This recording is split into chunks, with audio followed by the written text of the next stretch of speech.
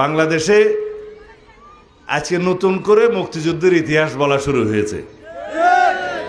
একটি দল বাংলাদেশ জামাত ইসলামী, যারা স্বাধীনতার বিরোধিতা করেছিল এই দেশের, তারা এখন মুক্তিযুদ্ধের ইতিহাস বর্ণনা করা শুরু করেছে। গতকালকে সেই দলের আমির সাহেব বলেছেন এই দেশের স্বাধীনতার ঘোষণা নাকি রাষ্ট্রপতি, শহীদ রাষ্ট্রপতি জিয়াউর রহমান দেয় নাই, তৎকালীন মেজর জিয়া দেয় নাই, কর্নেল অলি সাহেব নাকি দিয়েছে। এগুলা যে সমস্ত প্রলাপ বকা শুরু করেছে, এটা অস্বাভাবিক না। কারণ যারা বাংলাদেশের স্বাধীনতার বিরোধিতা করেছিল, তারা বাংলাদেশের স্বাধীনতার ইতিহাসকে বিকৃতি করবে, এটাই স্বাভাবিক।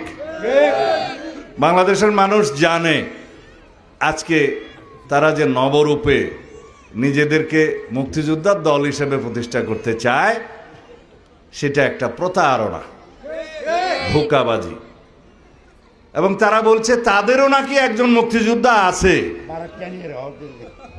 একজন মুক্তিযোদ্ধাকে তাদের জোটে যোগদান করিয়েছে এবং অন্য কথায় বলতে গেলে ভাড়া নিয়েছে বলে তারা সাইনবোর্ড দেখাচ্ছে তাদেরও একটা মুক্তিযোদ্ধা আছে এবং সেই মুক্তিযোদ্ধাকে তারা বাংলাদেশের স্বাধীনতার ঘোষকও বানাচ্ছে। এদেশের মুক্তিযোদ্ধারা সেটা অবশ্যই মেনে নেবে না এবং তারা প্রতিবাদ জানাবে, আমি বিশ্বাস করি।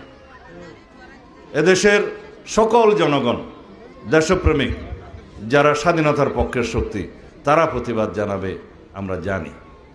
একটা রাজনৈতিক দলের একজন কর্মী হিসাবে আমাদের দায়িত্ব বাংলাদেশের স্বাধীনতার ইতিহাস নিয়ে যারা বিভ্রান্তি সৃষ্টি করতে চায়, মিথ্যা তথ্য দিতে চায়, স্বাধীনতার ইতিহাসকে যারা বিকৃত করতে চায়, তাদেরকে ধিক্কার জানানো, নিন্দা জানানো।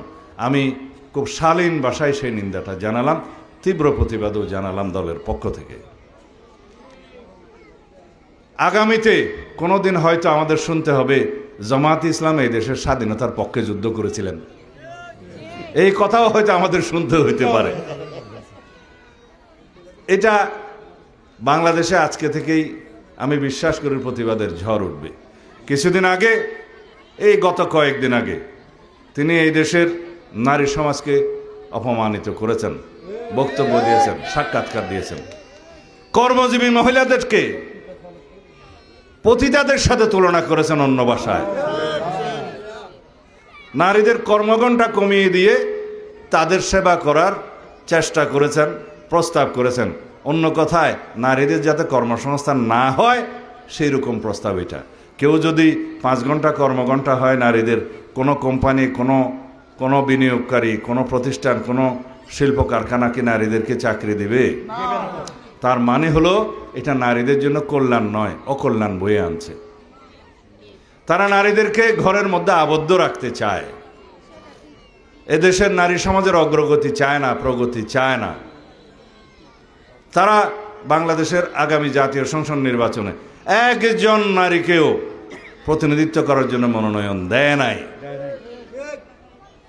তাদের দ্বারা কিভাবে এই দেশের নারীর অগ্রগতি এবং প্রগতি হবে? আমরা এই দেশের সকল জনগণের অগ্রগতি চাই, প্রগতি চাই।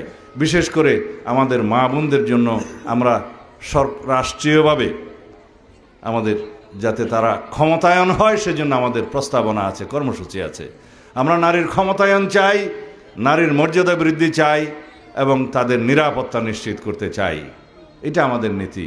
এই দেশের সকল মানুষ, ধর্ম বর্ণ নির্বিশেষে, সকল ভাষাভাষী, সকল সংস্কৃতির মানুষ, সবাই মিলে আমাদের একটাই পরিচয়, সেটা বাংলাদেশি।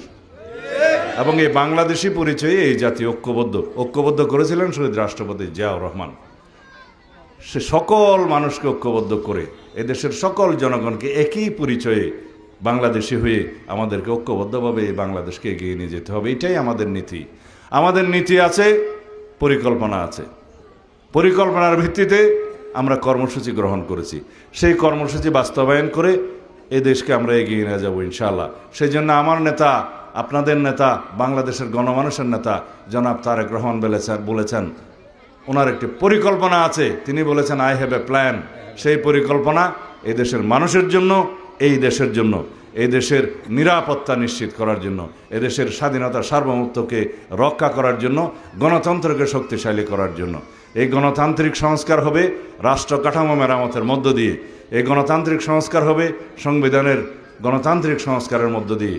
আমরা বিচার বিভাগের পূর্ণাঙ্গ স্বাধীনতা চাই, গণমাধ্যমের পূর্ণাঙ্গ স্বাধীনতা চাই, নির্বাচন কমিশনের স্বাধীন নির্বাচন কমিশন হিসাবে যাতে কাজ করতে পারে সেজন্য আমাদের সুস্পষ্ট প্রস্তাব আছে।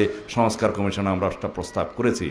যদি তত্ত্বাবধায়ক সরকার প্রতিষ্ঠিত হয়, যা হয়ে গেছে ইতিমধ্যে, যেটা আমাদের আন্দোলন সংগ্রামের প্রধান একটা উদ্দেশ্য ছিল, তত্ত্বাবধায়ক সরকারের অধীনে নির্বাচন হবে আগামীতে, স্বাধীন নির্বাচন কমিশন সেই নির্বাচন পরিচালনা করবে, বিচার বিভাগ স্বাধীন থাকবে, গণমাধ্যম স্বাধীন থাকবে। তাহলে এই প্রতিষ্ঠানগুলো যদি স্বাধীনভাবে গণতন্ত্রের রক্ষা কবচ হিসেবে কাজ করে, এই দেশের গণতন্ত্র নিয়ে আর কেউ ছিনিমিনি খেলতে পারবে না। তাহলে আমাদের গণতান্ত্রিক অধিকার নিশ্চিত হবে, মানবাধিকার প্রতিষ্ঠা হবে। গণতান্ত্রিক অধিকার, মানবাধিকার এবং সার্বিক অধিকার, সমস্ত অধিকার আমরা বাস্তবায়ন করতে পারবো, প্রতিষ্ঠা করতে পারবো। তাহলেই পরে একটি শক্তিশালী বাংলাদেশ বিনির্মাণ হবে। যেই বাংলাদেশের স্বপ্ন আমাদের শহীদরা দেখেছিলেন, 24-এর ছাত্র গণ অভ্যুত্থানের শহীদদের আকাঙ্ক্ষা অনুযায়ী, তাদের প্রত্যাশা অনুযায়ী, এদেশের গণমানুষের প্রত্যাশা অনুযায়ী আমরা একটা শক্তিশালী গণতান্ত্রিক রাষ্ট্র বিনির্মাণ করব ইনশাআল্লাহ।